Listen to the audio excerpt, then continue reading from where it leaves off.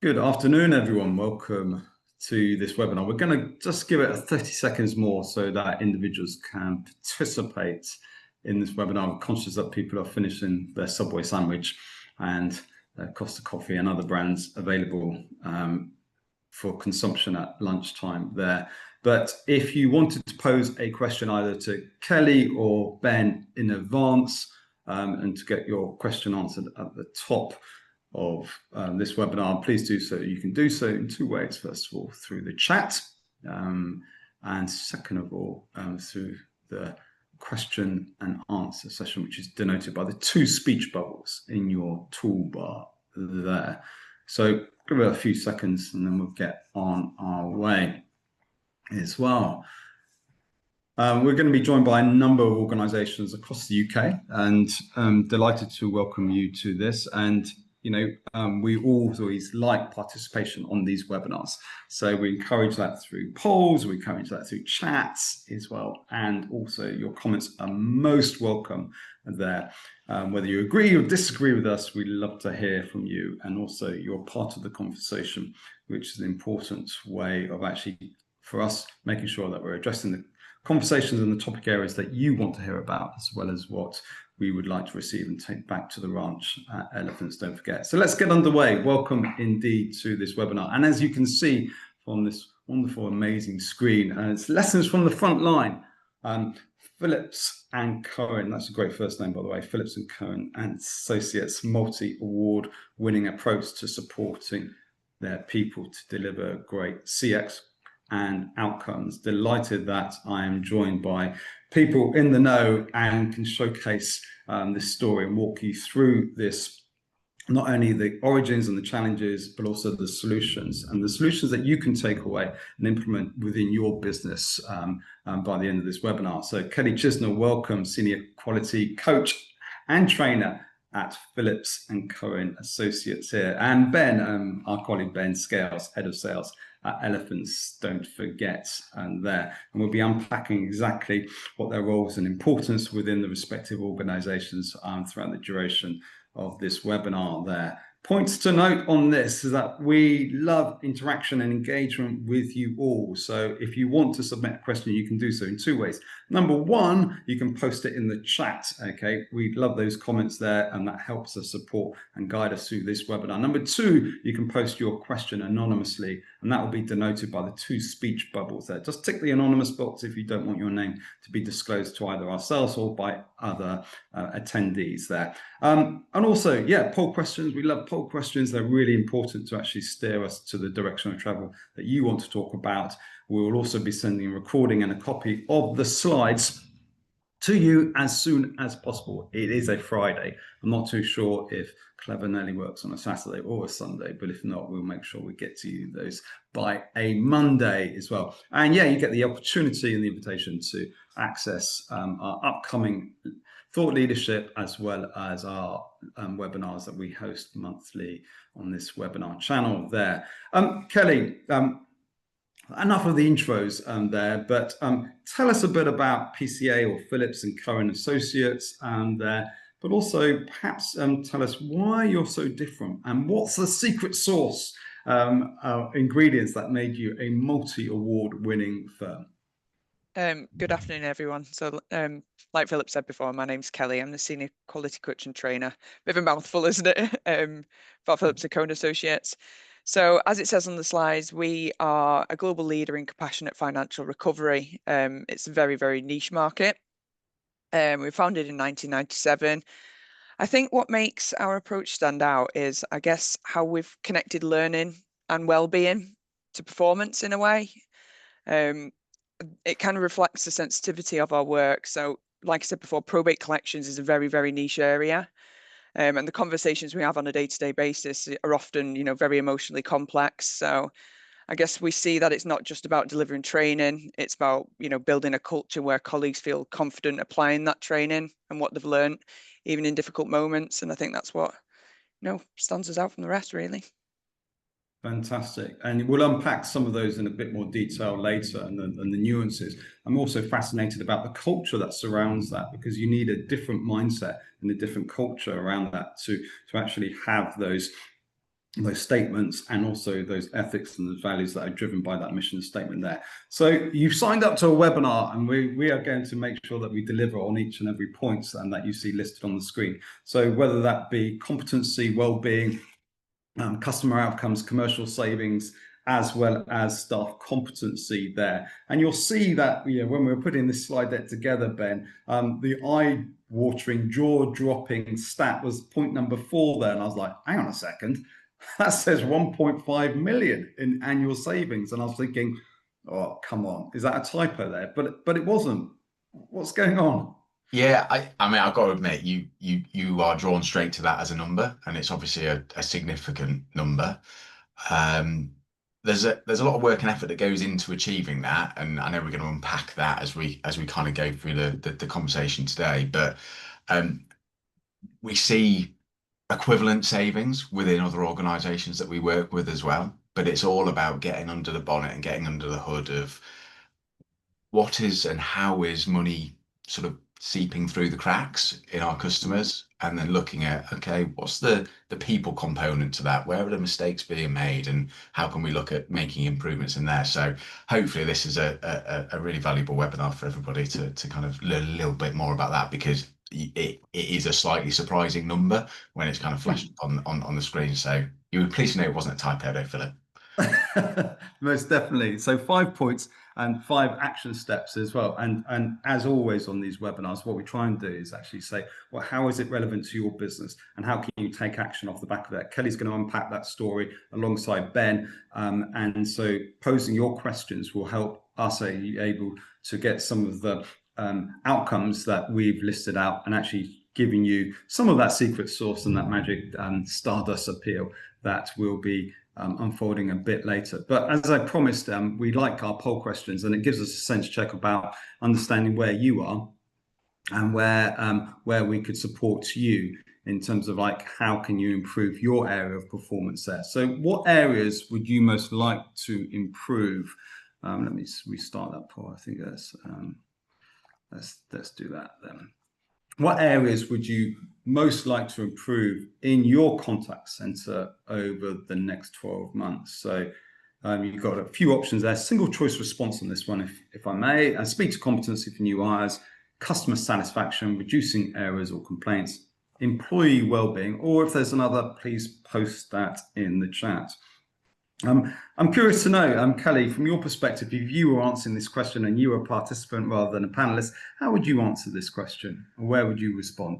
I think for me, it's competency for new hires. I think it's all about getting people up to speed, sorry, as quick as possible, really. I think the first 90 days really matter in a new hire's journey when they join a business. And I think that's when confidence builds. So you see habits start to stick in those first few days. So if we can make new starters feel more capable and supported from day one, you know, everything else like customer results, retention, well-being, I think they tend to fall in place from then on. Ben? I can't say that I'm surprised by reducing errors and complaints. Seems to be the one that's sort of leading the charge there. I think naturally customer satisfaction is a lead on from those two things being perhaps better than what they are today.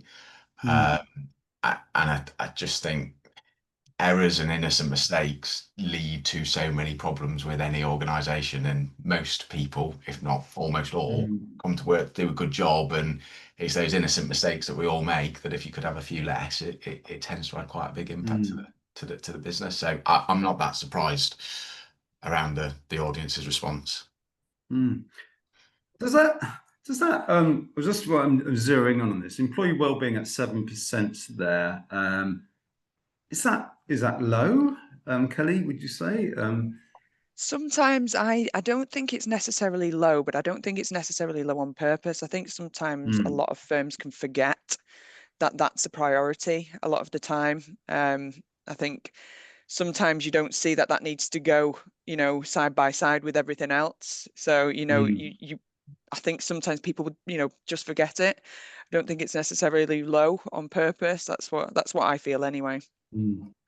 And why is this important? And I should say thank you very much indeed for participating in the poll. So why is this important? Obviously, we're part of National Customer Service Week in 2025, and that's a chance to pause and celebrate those people on the front line, the ones who most certainly make or break the customer experience. And we pulled out a number of different statistics, which I'll post in the chat, if I may, some of which are going quite eye-watering and jaw-dropping, not as much as the 1.5 million savings, I should say, on that, but certainly what caught our attention and caught our eye when we were actually working on this webinar was the fact that, and I'll post the reference there so you can actually have a look at the survey in more detail there, is that when the UK CSI survey is published, which is published biannually, it surveys over 200 plus companies and looks about customer satisfaction over the year across different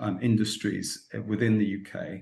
One of the key things that keeps on coming up time and time again, I love your feedback on this, Kelly and Ben, is employee competence and staff competence, because it's ranked, certainly in 2024, last year, only 12 months ago, that the third most significant driver of dissatisfaction across all industries, which tells us, Kelly, something that, customers don't just remember the outcomes from an interaction, do they? They remember how confident, knowledgeable, and empathetic the person who's actually speaking to that person on the phone. Yeah, I think customers can sense competency instantly, can't they? So it's not just about resolving, customers' issues. I guess it's about how, that solution's delivered to them moving forward. I guess if a person on the other end sounds unsure or more scripted, should we say, it erodes trust more than anything. So when they're confident, knowledgeable, empathetic, I think it transforms the whole experience, really. Well, let me throw this one at you, Ben, and I thought it was a curveball. This wasn't a rehearsed question, and certainly I'm going to put you on the spot here, but let me throw this one out. Could it be argued that customer experience remains perhaps the truest test of employee competence then? Yes. Of course, because at the end of the day, unless the customer experience is going through processes and automation which is not being touched by the person, but any interaction that a colleague is having with the customer, the competence and the confidence of that individual, it must be high, otherwise the experience is going to be impacted. So yes, to be blunt, if I can. Well, no, it was a straightforward question and a straightforward answer. So I welcome that. In 2025, we look at 2024 and we look at that and we go, goodness me, yeah, there's still a challenge across all businesses, across all sectors, I should say, around about staff competency. But when we move it on to this year's published results, and there's reasons to be cheerful.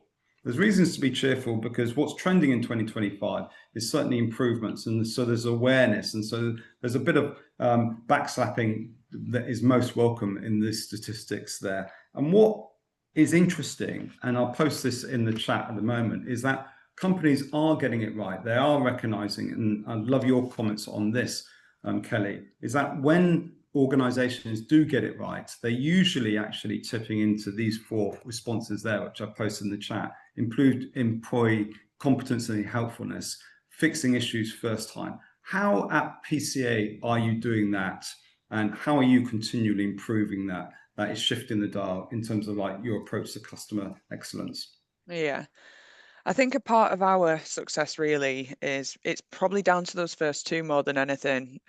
Competency and first time, resolution is a massive thing.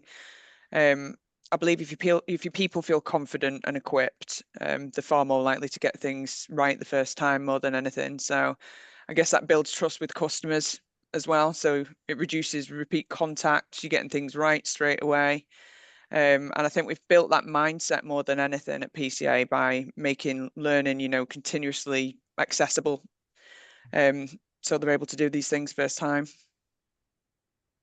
And easy or difficult to actually, because you talk about that mindset, that's a corporate mindset, isn't it? So there has to be some intentionality about that. Where did that start from?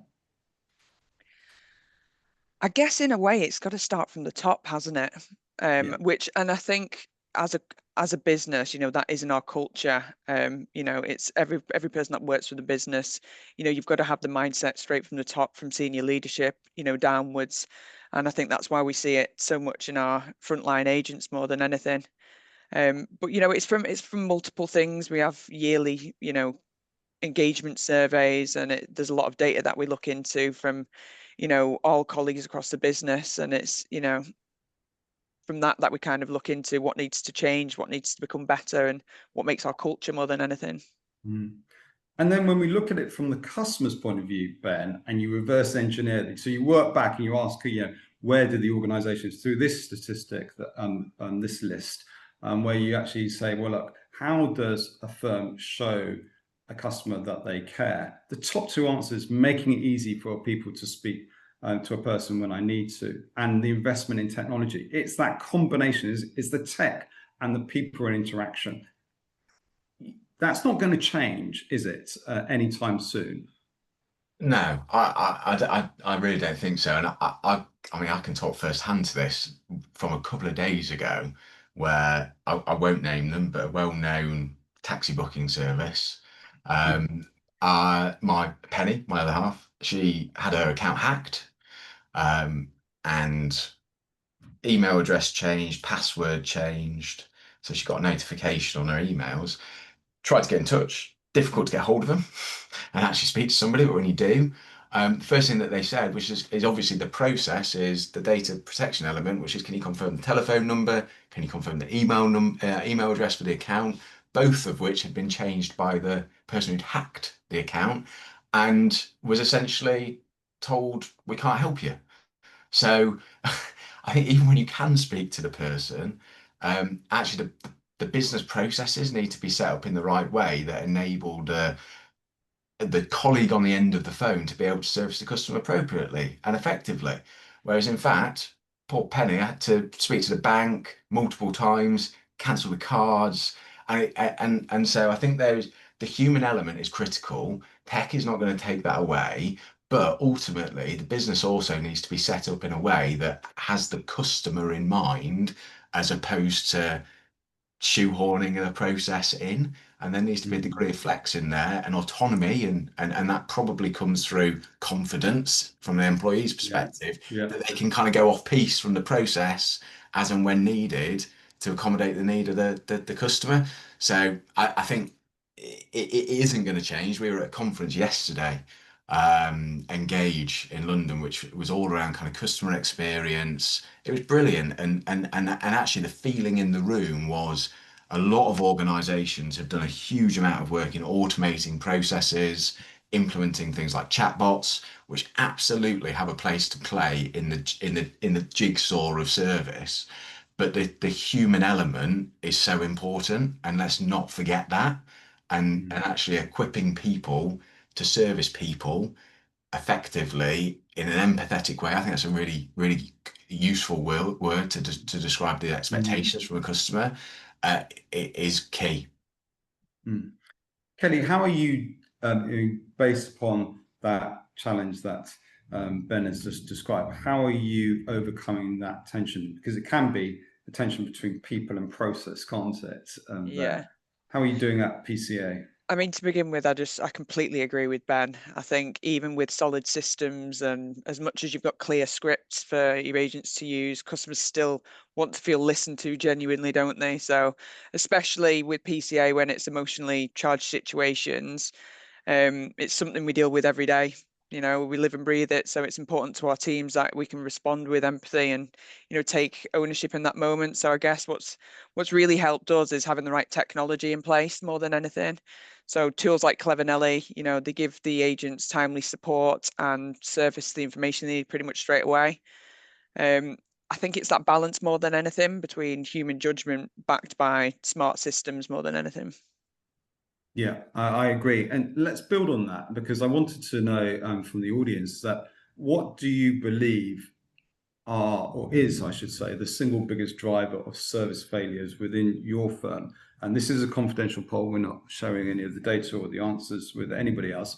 But what do you believe is the single biggest driver of service failures within your organization? And the choices that you've got are not things that have been concocted by Kelly, myself, and Ben. It's actually from the UKC's Customer Satisfaction Index survey there. And so we wanted to actually throw it back to you and say, where does that land with yourself? Is it staff competency and helpfulness, staff attitude, failure to resolve issues first time, etc., speed and service of response time there? I mean, if you were both horizon scanning and this time next year we were sitting down, Kelly and Ben, in this same place and same position there, what would have changed? What would have been different in terms of improving productivity of staff, well-being of staff, and also competency of staff this time next year?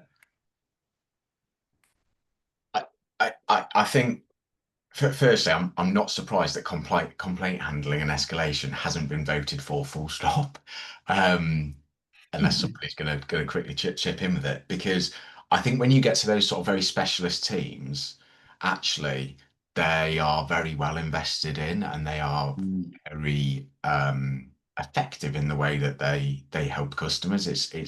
It's almost the elements that happen ahead of a complaint being raised, where perhaps service failures can appear. So I'm just not surprised by that being the outcome of the poll. In terms of horizon scanning, I think that people,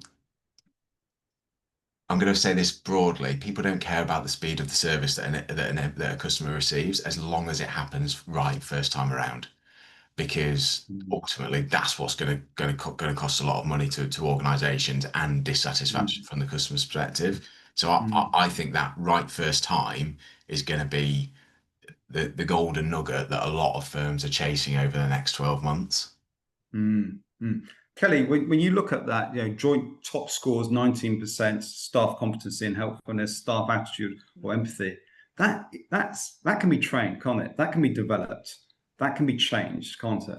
Yeah, I mean, I guess we're seeing a lot of alignment at PCA with these results as well. So competency especially, that links to first time resolution. I think they're definitely top priorities in any business. So I guess what's making the biggest impact is the shift away from that one-off training towards ongoing support, embedded learning. And I think when learning is built into that day-to-day, operations, whether it's through coaching, peer feedback or embedded tools such as, Clever Nelly, I think people get more confident, mistakes drop, and kind of echoing what I said before, customer outcomes improve and you get that first time resolution.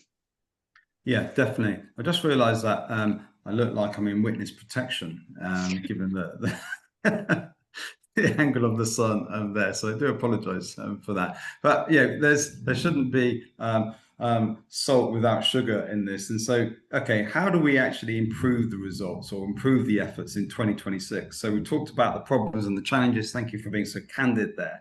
But also, what are the priority elements? Obviously, business plans are being written for 2026 right now, Ben, for many firms.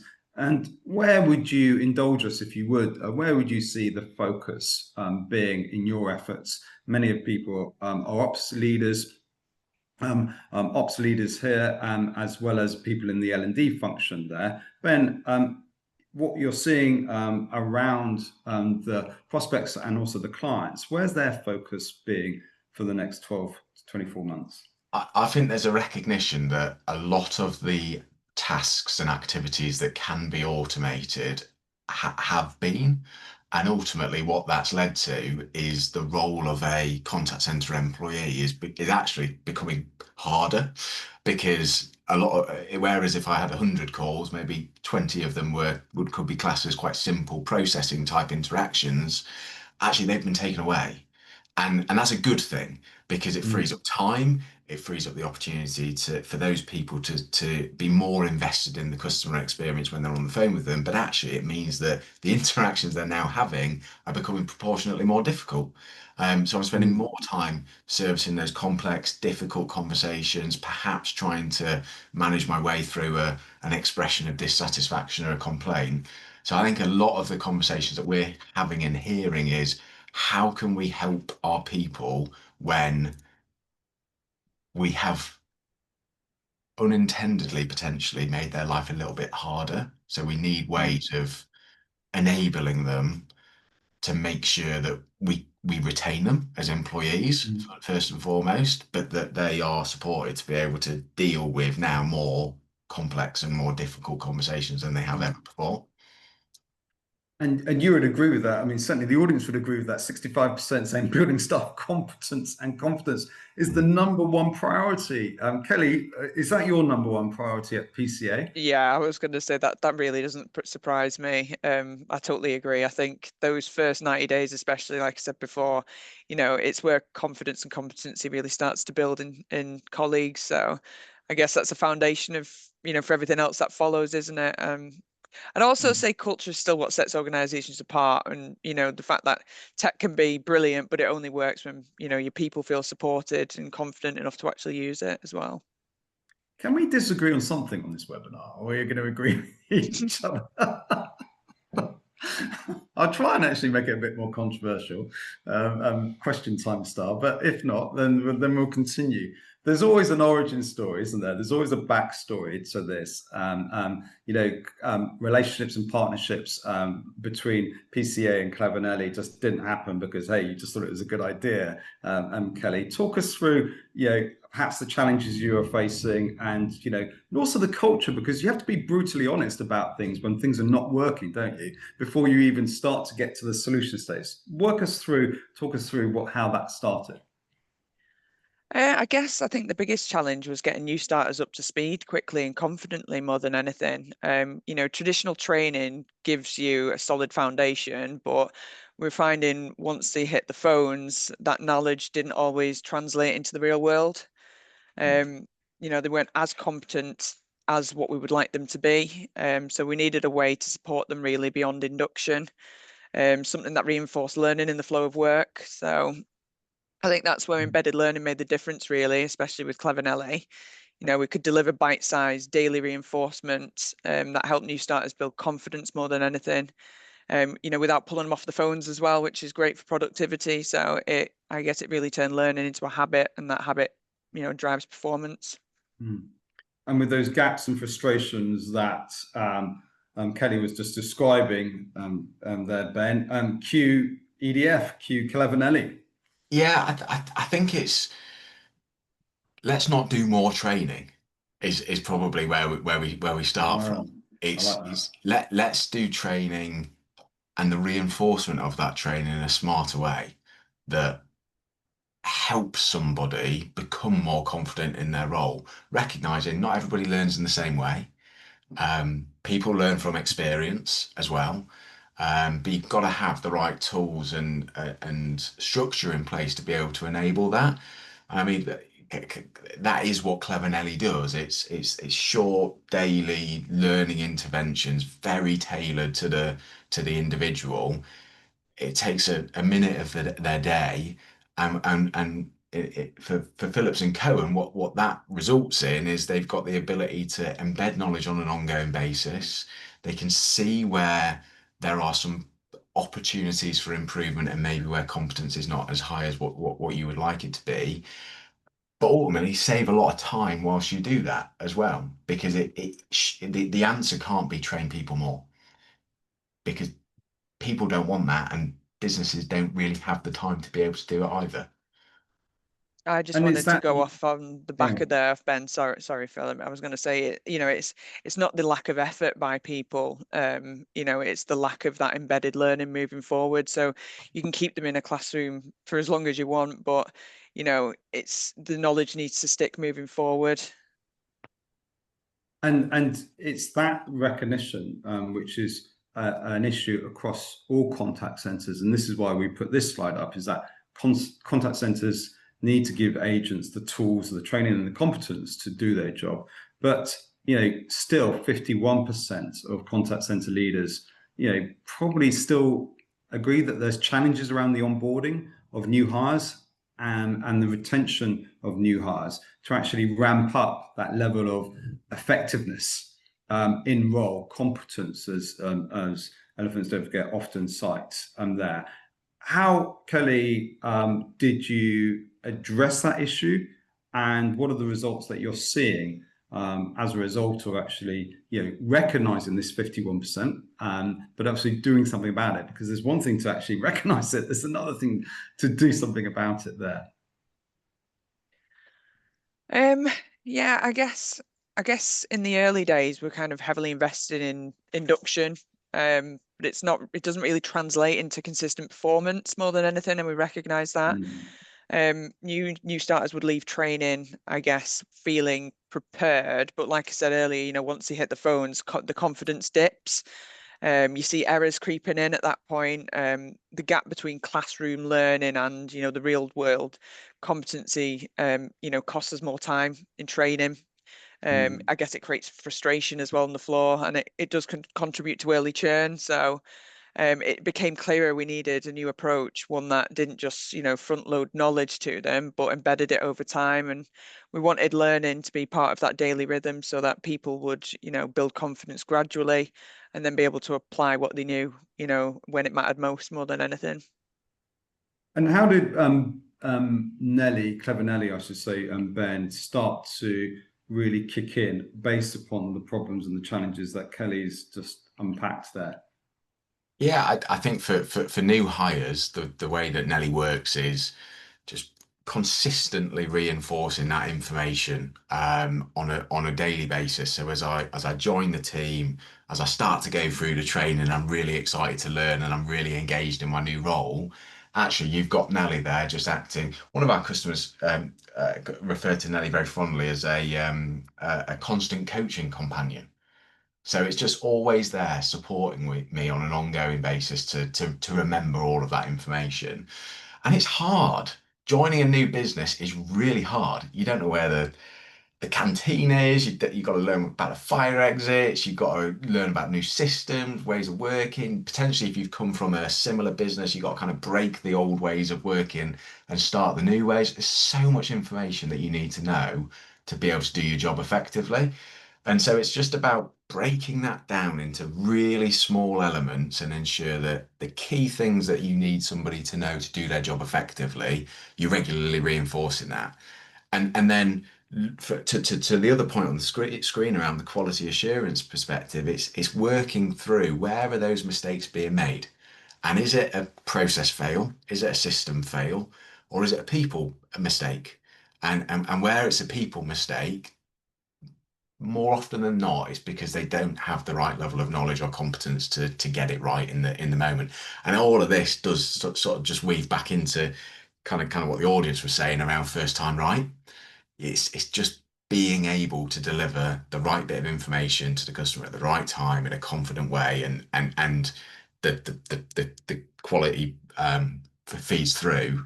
But I just think people need this now. They expect better from organizations as well. All of our life is kind of tailored to ourselves. Spotify tells me what I'm going to listen to. Netflix tells me what I'm going to watch. Workplace training in a lot of firms is still in that very sort of traditional way of bring somebody in, take them through some training and onboarding, and kind of release them to the world. And that's quite tricky. As a new hire, not alone an employee who's a tenured employee as well. I mean, they can sometimes, I don't know, Kelly, what your thoughts are, but tenured employees can sometimes be the ones that cause the most amount of damage and trouble. Yep, definitely. And I think that the results speak for itself, Kelly. Obviously, you're aware of the training that had to be done, and you recognise that even though the high quality of the training was there in place, you have the honesty to actually say, well, look, we can switch things up. As Ben said, you can change things around, and the results on the screen suggest that you made the right decision. Yeah, I think one thing to point out is, like I said before, we wanted speed to competency to become better, but these speak for themselves, and we'll see on other slides other things that we've improved on, but it's helped us improve so much more. I think it's changed the game by making learning that part of that daily routine. And you can see the impact's clear. Agents have reached proficiency quicker.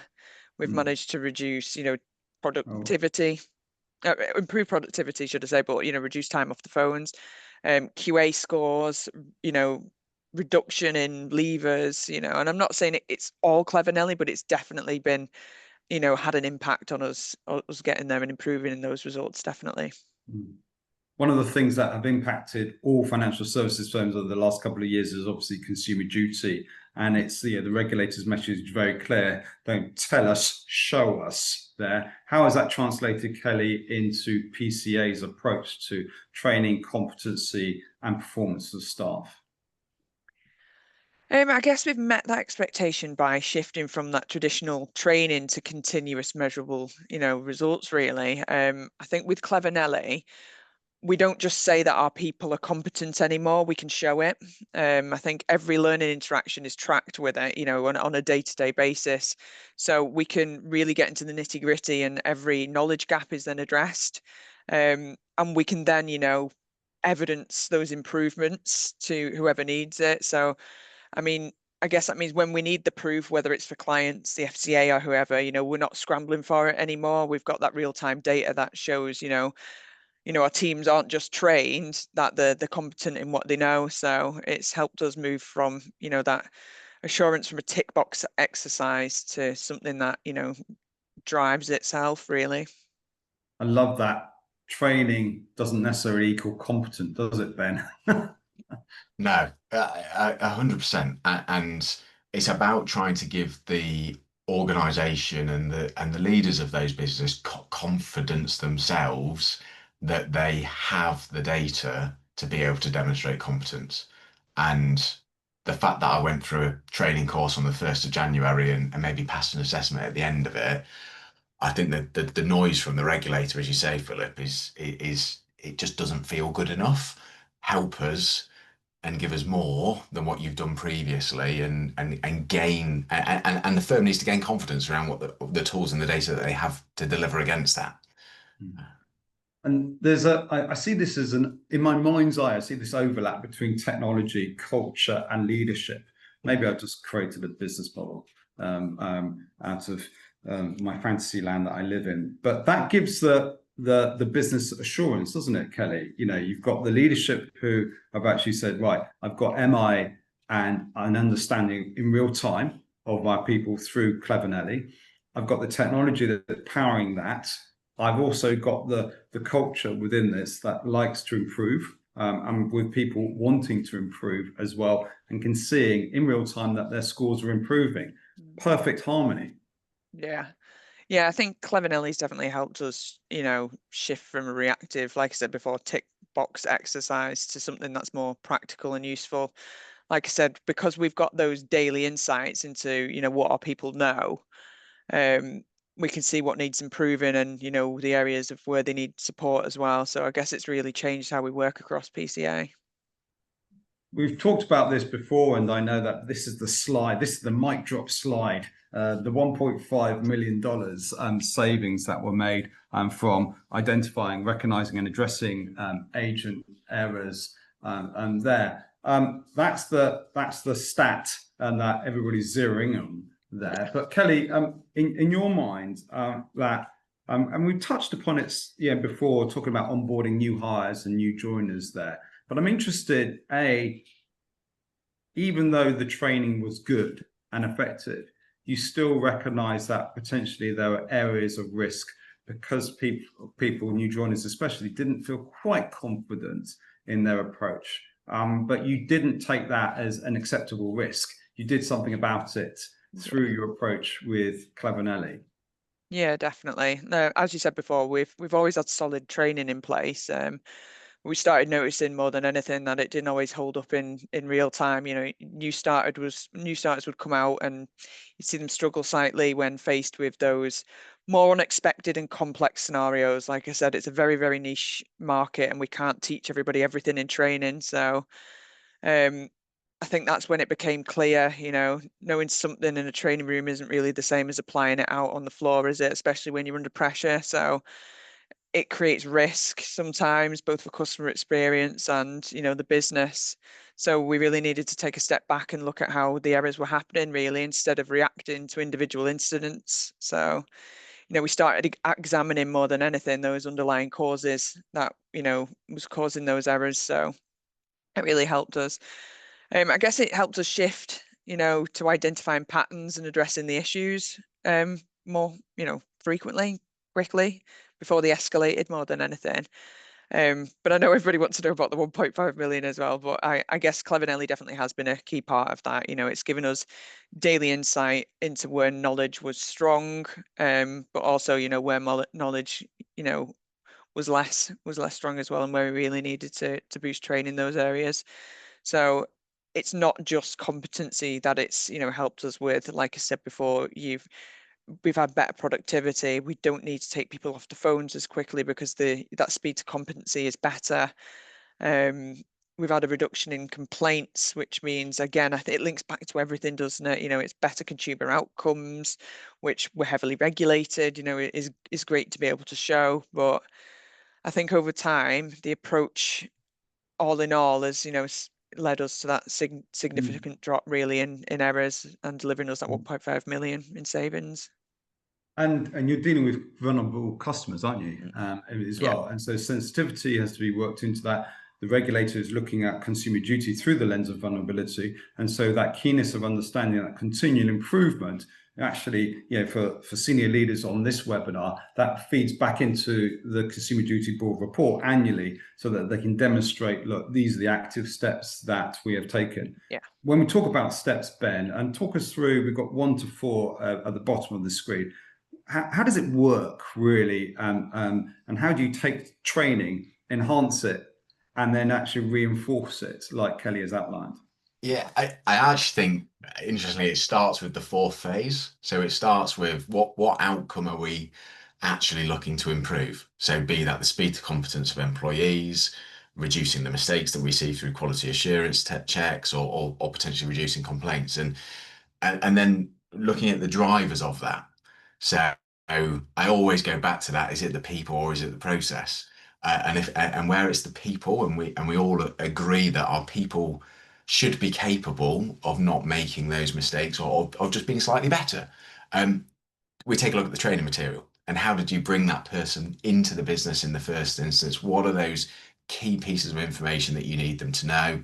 And then Clever Nelly, I think we get onto this in a different part of the deck, but Clever Nelly starts running a diagnostic of working out, based on that training, actually today, where are their individual gaps? What have they struggled with? What have they mastered in the content? And then we tailor the way that we support the person in the areas that they're struggling with the most, fix those gaps, and then importantly, which is where we get to the 1.5 million number, start to track what's the impact on the performance of the business and how do we quantify that. And then you're just in this constant cycle of improvement. But fundamentally, it's sitting down with people like Kelly and getting under the hood of what is causing the problem at the moment, and where is it that we believe we can add a bit of value. And one of the key areas that we focused on, Kelly, was employee development or well-being. Famous quote by Richard Branson that says, put your staff first and your customers second.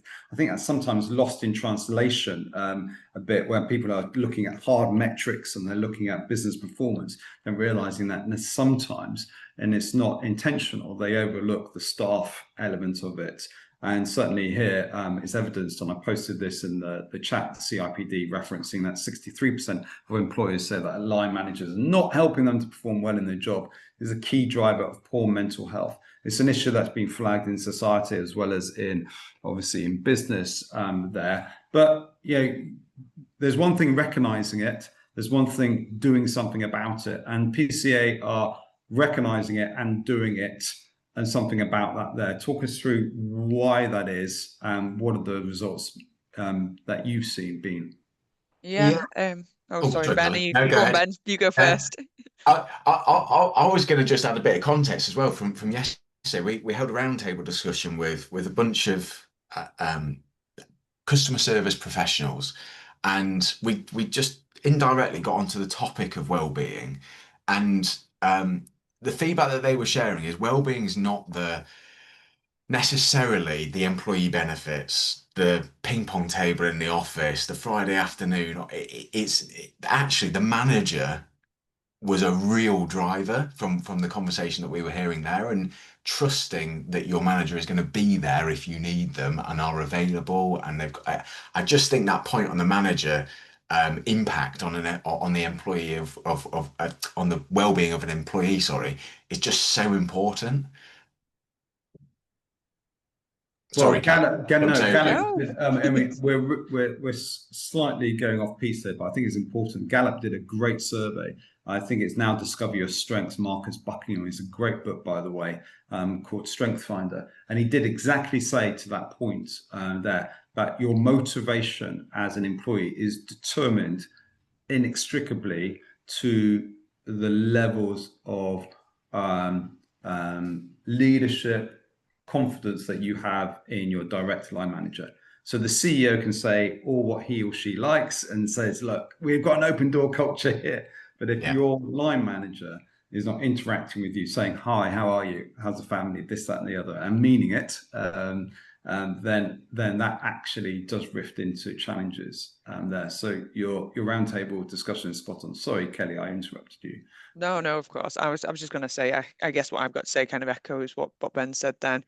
I think we recognised that performance and well-being aren't separate conversations.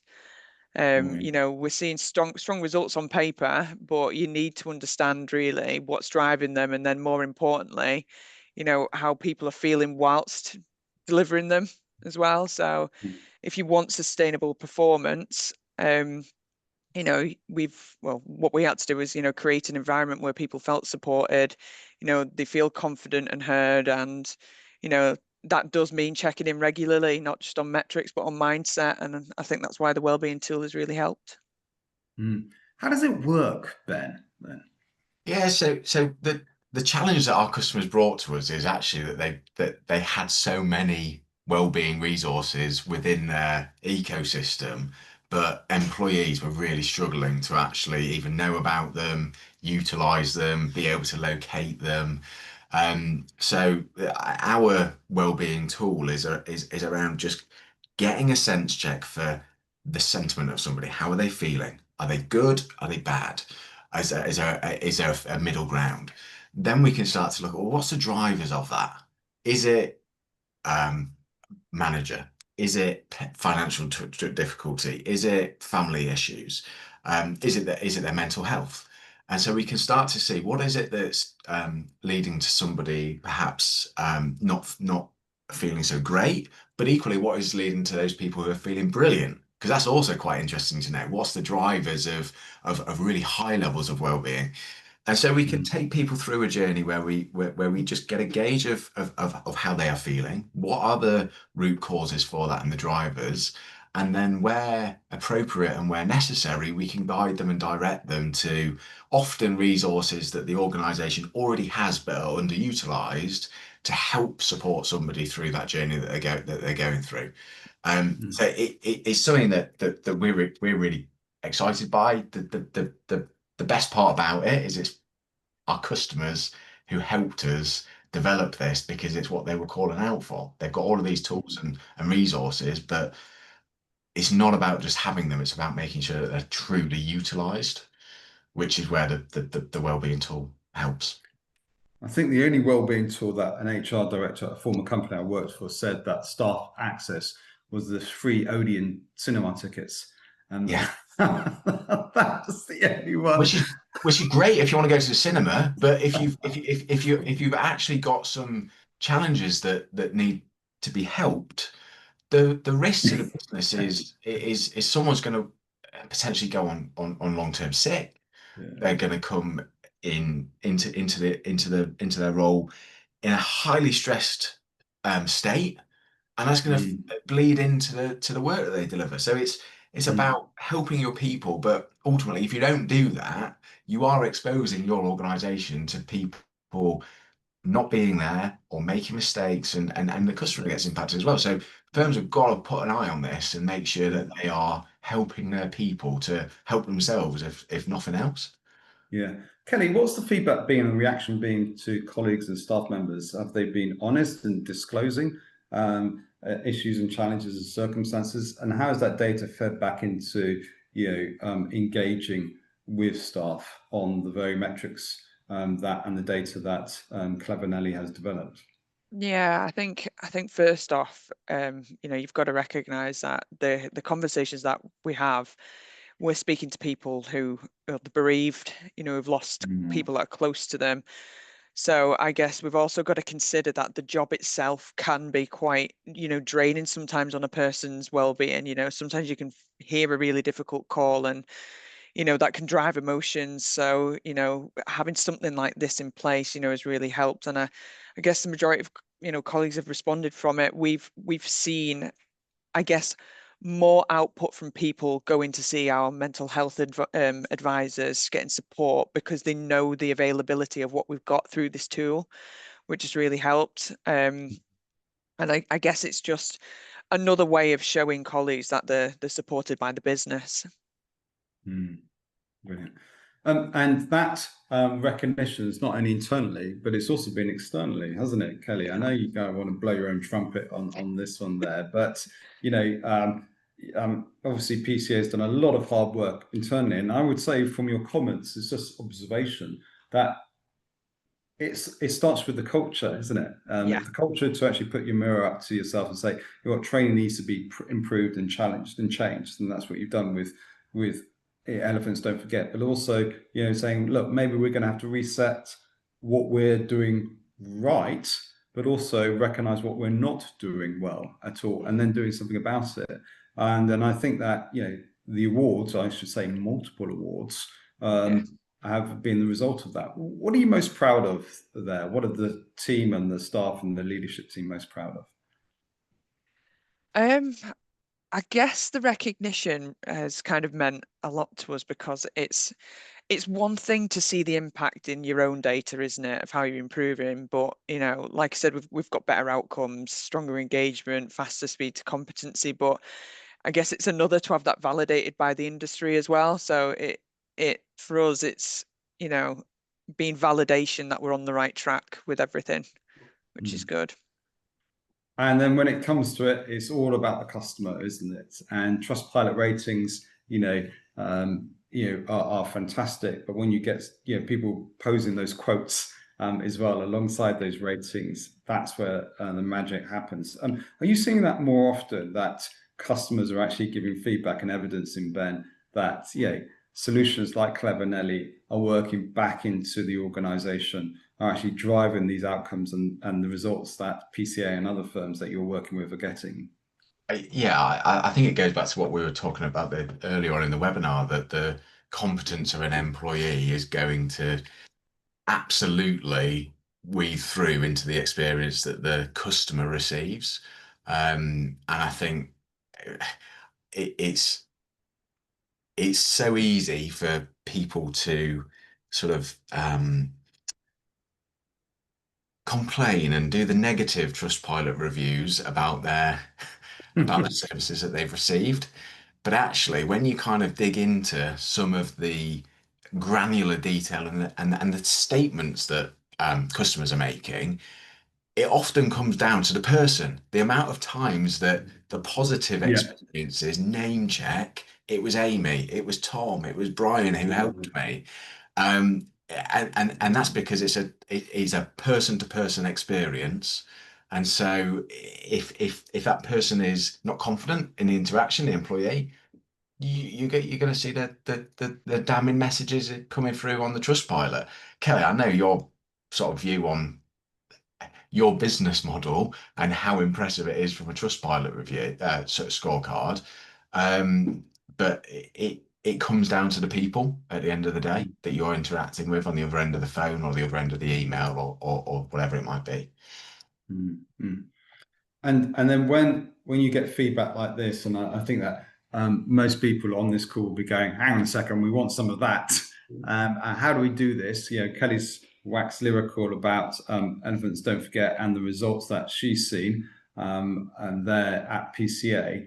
But how does it work in practice, and what what could firms expect if they were interested in reaching out to yourselves at EDF?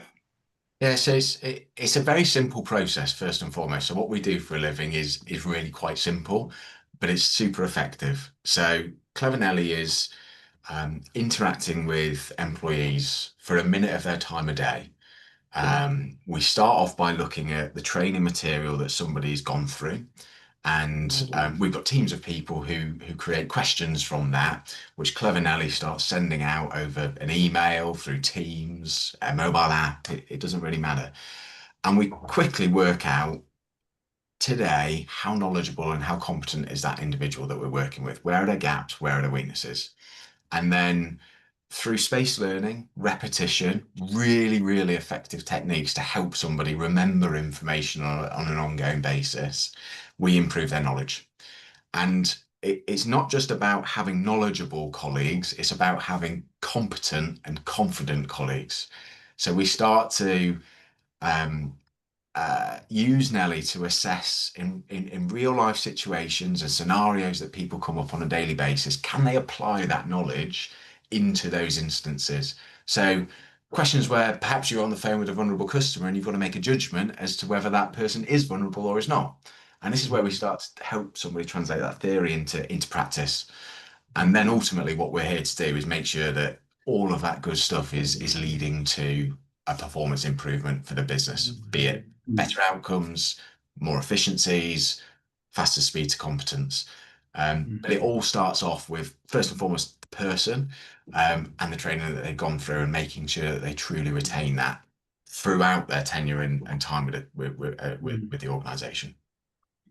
It's a bit unfair, isn't it, Kelly? I was just thinking about it, and as a fellow trainer myself, it's a bit unfair to actually take people through training, either in their induction or refresher training, and then expect them to retain that knowledge, as Ben has said, to be able to present that, and to be the best version of themselves on that phone call with a vulnerable client. I mean, that's tough, isn't it? Yeah, definitely. And I think we need to switch that mindset with the expectation that it isn't just going to happen overnight. That's not what happens. And it's tools like this that really, really help us do it. And I know you went over our Trustpilot reviews before, but, as a debt collection agency, we're 4.8 on Trustpilot, and that's got to be something we're doing right, and I definitely think, Clever Nelly has 100% helped us, get to that point. And you get the opportunity to be able to kick the tires and see Clever Nelly in action by ticking the top box there. This is a multi-choice question that we've offered to you. So if you want to see an evidence improving compliance, reducing risks and improving performance, please indicate your interest in that right now. Or you want to access our range of blogs, our papers, our podcasts and our webinars, then you're more than welcome to. Please also indicate your interest there. You haven't given your phrase of the day, Kelly, which was what? Yeah, well, to begin with, I just wanted to point out that Clever Nelly hasn't become a chore, which has just been great as a trainer to see. Because a trainer, sometimes you feel like you're getting them to do assessments to check competency, and sometimes it's like, oh, I've got to do this again. And Clever Nelly hasn't been like that. They've seen it as a bit of fun, and I definitely think it's the way that we've embedded it. But yeah, now the saying is Clever Nelly a day keeps Kelly away in the office. So. And do you take that personally, or you're okay with that? I'm happy with it, because I just know that it's become a little bit. It changes the day up for them, and it's become a little bit more of a task they like doing rather than a chore on top of everything else that they've got to do in, the busy days. So we've got about 30 seconds before our time is ended here, and we let you go away for an early weekend as well with friends and family, or to kind of reset your business plans for next year, including elephants don't forget in your petition for funds, as well as opportunities there. But it'd be great to know what you've learned, what you're taking away, what you're going to apply and do differently based upon what both Ben has said as well as Kelly at PCA. And it means to say that you're committed to your commitments, because you know what, all learning has to be reinforced. doesn't it? Or this is an opportunity to briefly be able to pose any questions that you have to Kelly and Ben. If you want to take that offline, I'll make sure that your questions are posted to them and they can reply directly to you there.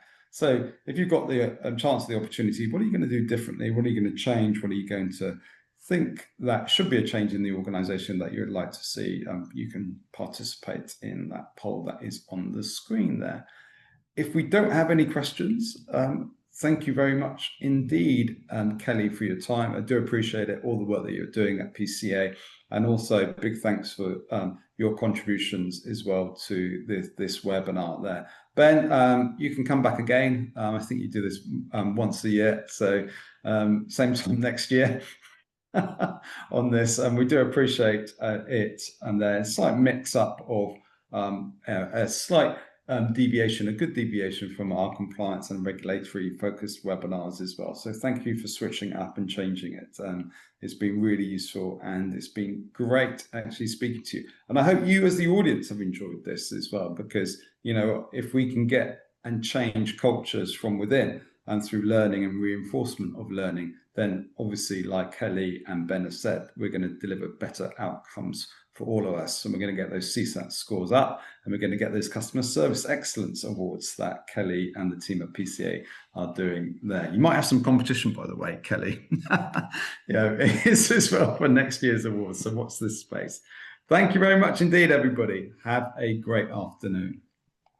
Thank you for your time. Cheers. Bye. Thank you.